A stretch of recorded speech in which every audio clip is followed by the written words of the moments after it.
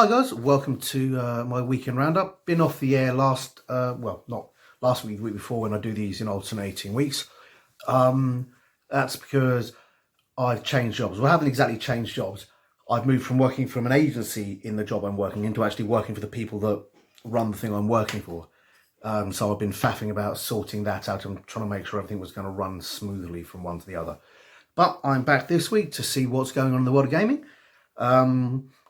Quite a few interesting bits and pieces. Coming up next week, we got from Warhammer, which you can go and look at their community page. It's worth noting, everything I find is on the internet, so you probably found it yourself already. But we've got the Codex Supplement Raven Guard coming out, which a lot of us are very excited about. Frankly, they look awesome. And also the Codex Supplement Iron Hands, which is another awesome sub-chapter. The Codex supplements aren't full codexes. They're designed to flesh out and add extra rules to your Space Marine Codex so you can play chapters, which is quite a nifty way of doing it. I think initially they did that when some of the chapters first came out. You used to get bits and pieces in White Dwarf and supplements and all kinds of things to let you play the additional chapters. And frankly, it's really nice to see some of these less well-known and less well-used chapters get some love rather than having like half a page in a book whilst Ultramarines got everything.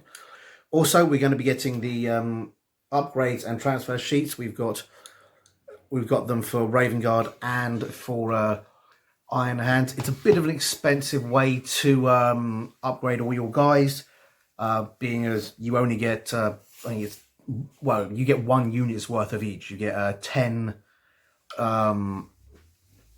standard shoulder pads, and I think 4 or 5 larger ones.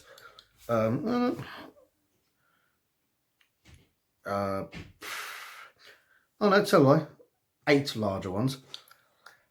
And a bunch of awesome heads. The emo heads that we've been looking at over the past few months for the Raven Guard, and some Subneg ones for the Iron Hands, and that's all pretty cool. It's all pretty awesome looking stuff. I'm just going to bring up a bigger picture. As you can see there, you've got a lot of awesome stuff for the Raven Guard.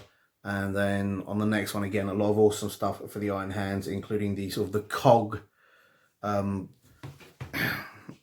shoulder pads for the larger shoulder pads. The problem with the larger shoulder pads, when I was saying it's 5 men, is they go on things like your aggressors, and they have 2 shoulder pads on each side with the thing. So you can choose to go normal on one side and cogs on the other side. Or, if you want to make them both cogs, you can trim it down, or you can use both. It's up to you, but they are only meant for one side. So, you get basically, you bet basically 1, 2, 5 aggressor ones, and then 3,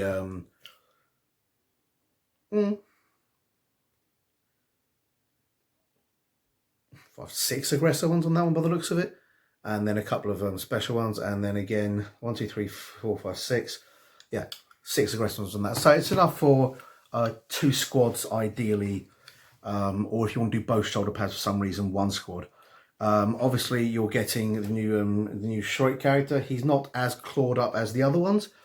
He's a little more realistic looking. He's got these big power claws, but they retract so he can do other stuff, which is actually cool because it's always been one of the big questions when you've got power claws and when you've got power fists is how the heck do you even go to pee? And the answer is simple. They've got a catheter tube or something which they jam up and you pee into that. You pee in your suit. So that's pretty cool. There's some more news on the Psychic Awakening. You've got Wield the Living Sword, which first off they had an Eldar or Eldari. Now they've got Drazar, who's a Dark Eldar, who's got a fantastic new model.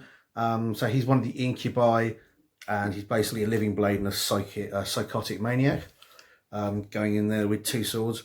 He's got a new model coming out, and he's got some awesome stats. So go onto the community site and check that out. You've got some nice artwork here of the Phoenix Lord and him fighting. So that's going to be something awesome to play out on the tabletop. Forge World-wise, nothing particularly amazing. If you're a Dark Angel player, there's some more Dreadnoughts and There's a Dark Angel Legion Praetor, who looks an awful lot like Terry Pratchett from the face. If you're familiar with the late author Terry Pratchett, cool guy. There's also, again, there's those going up to, those are up on pre-order. Out now, you've got another White Scars Legion Kaizagan Assault Speeder. They've been getting a lot of love with their chapter supplement recently coming out. A bunch more weaponry and some Ruinstorm Demon Brutes. So there's plenty of awesome things if you've got the money to go to Forge World. Moving away from GW, there's quite a few there's a few interesting Kickstarters out there. We've got Super Fantasy Brawl, which is another kind of pseudo combat / wrestling style game. It's another self-contained board game. They're already completed, but their late pledge is going to be opening soon. The quality of the miniatures on this one looks fairly good. Gameplay, you can never really tell until you get it. They're looking at shifting it for $49 with a retail price of $110, so that's reasonable. But again, if I just show you some of those miniatures there, you can see we've got a lot of cool, high-quality miniatures there. And as with a lot of these things, you can buy it for the self-contained game, and then use the miniatures on whatever you want. They've got fairly solid round bases with beveled edges. So whilst I don't know the size, they probably work fairly well for a bunch of games. Should you choose to use them, it's another sort of card building, miniature building game. Lots of tokens, lots of things. But then again, everything does have a lot of tokens these days, as people try and represent more complex systems, or often try and do what you can do with a computer on a board game, because frankly, a lot of us prefer the tactile on the board games. Tokens tend to come into play. It'll be interesting to see what happens with that in the future. I reckon we're going to see more games with phone apps that go with the game. I think eventually they're going to have to sort of just surrender to the fact that almost everyone has phones, and keeping track of some of this stuff becomes far too complicated. You either need something to keep track of it for you, or loads of bits and pieces on the board, which can be fun if, like me, you like that. Can be overly complicated for less intense gamers.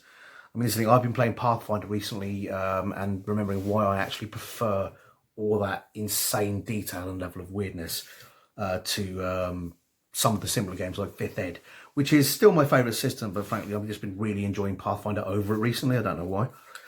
And that's not even the new Pathfinder. I've been playing the old Pathfinder. I'm still looking to get into the new Pathfinder. I've got another game, Edge of Darkness, Cliffs of Cold Harbour, which is another AEG game. AEG have got a lot of stuff out there.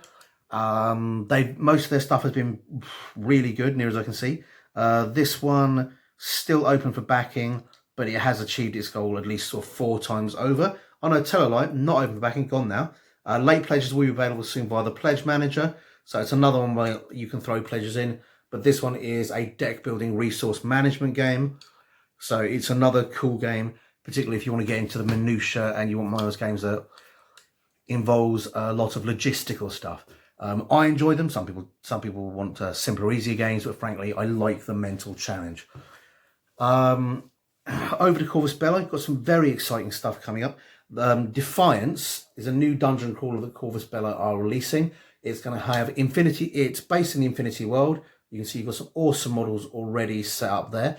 It's going to have Infinity style models, and they've already come out and said that these models are going to be compatible with the main Infinity game.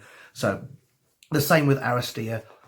If you buy this, you're going to get unique models to this game that you're going to be able to transfer over to the Infinity Skirmish game and add to your skirmish armies. So you're getting dual use models, which is kind of like getting 2 models for one. It isn't, but it's kind of like it. You're getting a model for your Infinity game if you're an Infinity player, and you're getting a model for this specific game. We're seeing a lot of this in the bigger gaming companies. Not that Corvus Belli are actually a big gaming company, but games like Games Workshop have been using this tactic very successfully for the past couple of years, bringing out self-contained games that you can then take bits of and use in their other game systems. They have a history of doing it all the way back to Space Hulk, where the models in Space Hulk, well, they were slightly different were the models available for use in their other systems, and they've been really hammering into it with things like Blackstone Fortress, with things like I can't remember the name of the games. With things like the Imperial Renegades game, where you had two huge knights that could fight against each other, but then you could take them and use them in the main 40k universe. Most of their self-contained games, not all, but most of their self-contained games have had multi-use characters. Even the Underworlds games are using similar characters to the Age of Sigmar games. And there's been some stuff in the White Dwarfs, there's been a lot of homebrew stuff. But it's always good when a gaming company sort of sits there and goes, right, we're going to give you as much value for money out of this miniature as possible. It's viable in multiple systems, and if you happen to play these systems already, it's great. If you don't happen to play these systems already, it's a good way of getting into these systems. Again, they did it with the Gene Stealer Cultists. They did it with the Orc Cult of Speed. And Corvus Belli have, I'm assuming, seen this and gone, well, that's a good idea. We're going to follow suit. And so, again, the Aristea models have all been made useful, well, almost all, been made usable in the main Infinity game. And this one, which is going to be sort of a cooperative multiplayer dungeon crawler, again, you're going to be able to take those models and use them in the main Infinity game, meaning that effectively you're getting twice the use out of these models, which, like I say, it's almost like having two models for the price of one. Because, yeah, like I say, that's if you play both systems. And if you don't play both systems, and you've picked up one game, then it is going to save you money if you want to try that other game, the other system, because it lets you get into the other system. Also, they've released some new terrain. We've got the Salvora Governmental Complex Pack.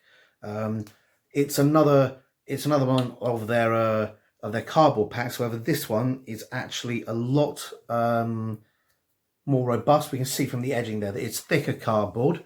Which also is applying to the templates and that. They've released a lot of very cheap cardboard scenery over the past year at least.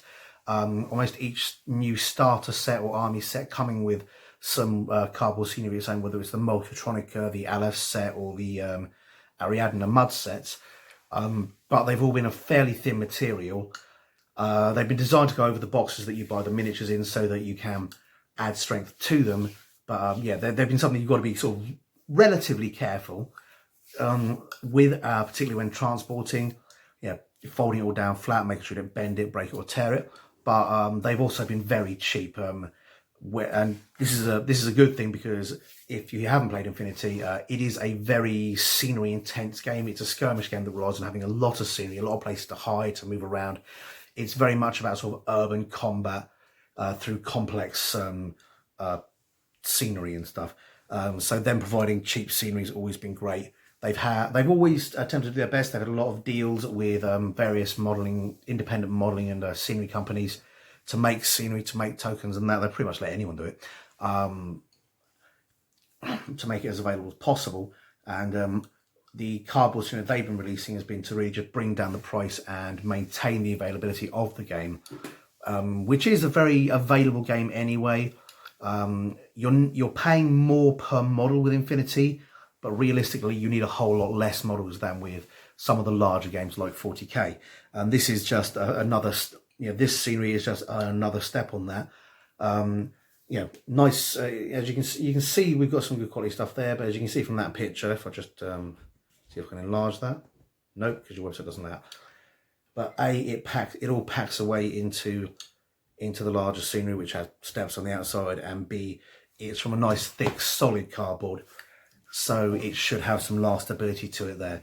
Not as good as some of the wooden scenery that you've been able to get from the laser gun scenery you've been able to get from Infinity for the past few years, but the mitigating factor there is very much going to be A, the price, and B, the fact that it's all completely pre-printed and pre-coloured in. You don't have to build it too much, and you certainly don't have to paint it, which is always the thing with scenery. You've just painted God knows how many miniatures for your army, for various games. Do you really want to be spending time painting the scenery? For me, the answer is usually yes, because I love doing that. But even for me, it gets to the point where you've got unpainted hills and unpainted buildings because you mean to get round to it.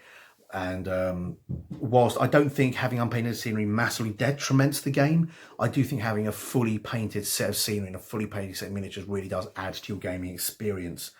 So that's pretty cool there. What else have we got? Not much else other than that. Puppet Wars have been quite busy releasing a lot of weaponry casts. You've got pigs' heads there. Pig hybrids, if you want to have hybrid pigmen. They're quite weird. I can't think of a use for them personally, but I'm sure somebody out there has been looking for half pig, half human faces and is going to be overjoyed. I'm really liking the weapons. You've got spears, tridents, you've got scythes there. So if you're building your own army, or if you're going for a pre-existing, for example, 40k army, that really allows you to sort of theme the weapons along with the army. You know, you've got Spears of the Emperor, which are well-known spears. I think all the Minotaurs, another well-known spear using chapter. Obviously, they've got scythes for the Death Guard. And whilst you can use other weapons and you can use your standard Space Marine sword, it does look so much cooler if they're using, you know, weapon gear and appropriate gear that's A, similar, and B has a theme. I mean, one of the prevailing things you tend to see in historical armies was different armies equipped with different swords and different spears and different weapons that they'd evolved in their culture over time. And Space Marine chapters, let's be fair, they've got oceans of space between them rather than just oceans of water. So it makes just as much sense that they would fight with their own particular idiosyncratic weaponry. So yeah, a pretty short one this week. It only took me about 15-16 minutes there. But I hope you guys enjoyed it. Hope I brought your attention to something that maybe you hadn't seen before. If you've got if there's anything you think I should know about, or you want me to look at or review or anything like that, please mention it in the comments. Any companies you think are bringing out new stuff that you think is exciting, please let me know, and I'll add it into either the next one, or if it's really cool, I might even do a little specialist little video on that. Okay, thanks very much, guys, and see you in a couple of weeks' time. Hi guys, hope you enjoyed that video, and if you did, remember to like and subscribe to my channel. I'm also on Facebook and Twitter. Not sure why, but I am. So if you like it, see me there, and please tell your friends. Thanks very much. Bye.